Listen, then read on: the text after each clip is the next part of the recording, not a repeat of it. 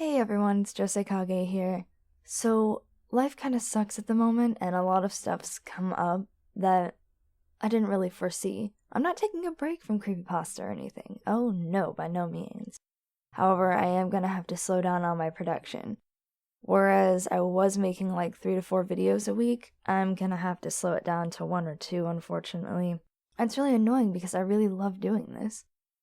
I am gonna read a couple poems I did, along with a creepypasta, and I might have a collaboration coming up soon, so that'll be fun to look forward to.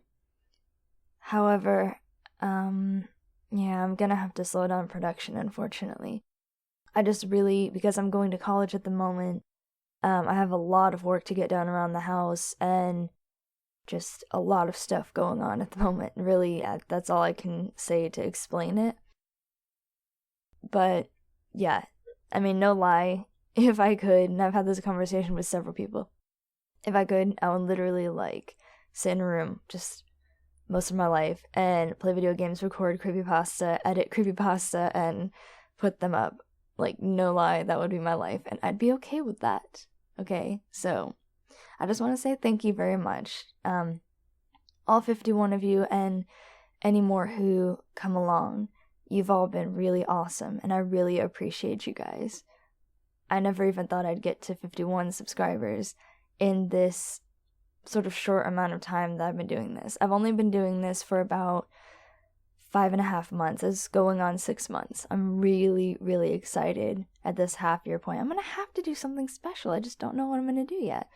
I am looking forward to hopefully getting new equipment soon. I really want to get a camera, so that way I could start doing just more personal sort of videos so you can get to know me better. I also really want to get a video editor because, let's face it, Windows Movie Maker is great and all, but you can't edit videos. You can just sort of stick images together, and I know that's not usually visual aesthetics. It don't look good. Let's just put it like that. So I really want to update my equipment for you guys as well, and that's going to take a while. Eventually, I'd like to get a new graphics card and a new mic, yes, because this one, I've had it for over 6 months, actually. I just haven't used it, but for 6 months. It's actually part of something I got for Rosetta Stone, and it's been really great. However, now it's sort of starting, I don't know if you can hear it in this, hopefully not. I'm going to try and edit as much of it out as possible. It might be a little bit annoying though, I'm really sorry about that. But yeah, it makes really annoying crackling noises, and at times it just sort of dies for no reason. It's a bit scary. So I'd rather not have my pastas and other stories or voice acting or whatever I do sound like that. So, yeah, I'm going to be changing that up. But anyways, for today, I am going to read a couple poems I wrote. They're really light. They're from Valentine's Day. So I'm going to read one love poem that I did for someone who's a friend of mine. Then I'm going to read mine, which is my sort of creepypasta Valentine's poem, because I am a total Valentine's Day Scrooge. I didn't really title it. I called it I Hate Valentine's Day, and I just wrote it on Valentine's Day, or the day before. I'm all about showing love for people, but see, I just don't feel like you have to have a certain day to express it. I just feel like Valentine's Day is just an excuse for the commercial world to put up their wares, more or less. So that's my story of Valentine's Day Scroogeness. Anyways, though, without further ado, let me get to reading that and stop talking. Thank you for bearing with me for almost 5 minutes now. And love you guys. Have a great, awesome day, and I will see you when I see you next time. Or you'll hear me. And eventually you'll see me when I get a camera. But now I'm just prattling on. Bye! Alright, so here's the love poem. I didn't really get too technical with this and give it a proper name, but Emily Dickinson didn't really give us names, really. So, there you have it. Okay, here it goes. Sakura blossoms gently sway and fall, as does your gorgeous hair about your face. Just as well your beauteous eyes do call, inviting me into your warm embrace. I lick my lips as yours upturn and smile, longing to make my pounding heart a rest. I think that I shall gladly stay a while, for the hard beating in my chest is but a test, to see if I truly feel the way I do for you. The answer is as simple as can be, for who else could, on mere thought, make my heart do the gymnastics that go on e'en through sleep? Now if I may so boldly hold your hand, and gently make our fingers intertwine, I'll make one more bold move and mark a brand, that I should be the one to make you mine. Yes, I know what you're thinking. Oh, that's so sweet. But then I twist it around and I write this. This is the one that I heinously titled, I Hate Valentine's Day. But I actually rather like this one.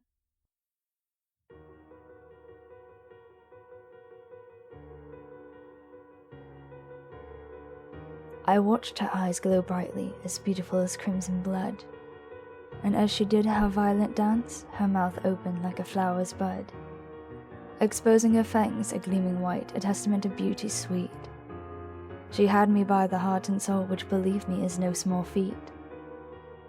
She beckoned to me with what others would hear as a booming, startling bawl, but her voice is one I hold so dear, for me it's a siren's call. I waited as blood did wildly spray, like rose petals blown in the breeze. Her mangling attacks and the severing of heads she did with the slightest of ease. As the moon rose above us in the sky and the very last body fell, I finally embraced her, that beautiful creature, the one that I love so well. I plucked from her body a juicy heart, sure to be a tasty delight. I then gently fed it to her, and her eyes sparkled in the light. Finally, our ravenous feast began. We tore their flesh to shards. My dear and I, two werewolves we, will never be apart.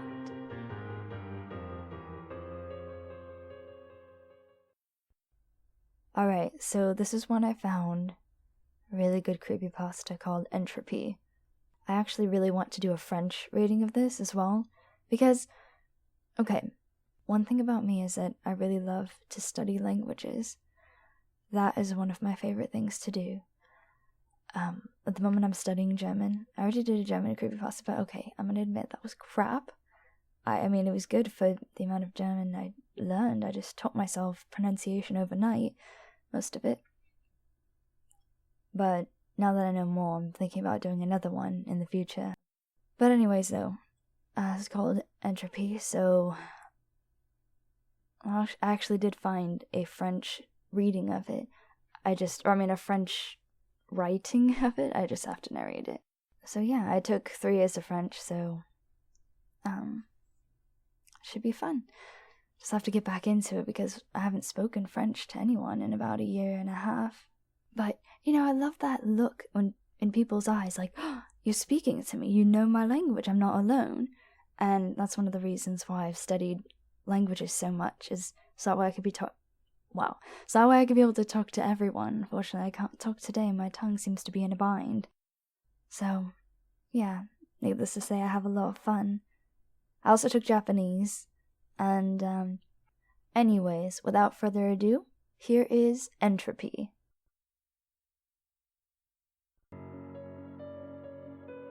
Everything dies. Every single thing that has existed in the past currently exists, or will ever exist in the future, has an end. It is written in the fundamental script of the universe, so you'll take solace in the fact that you're going to die when the time comes, because you're not unique.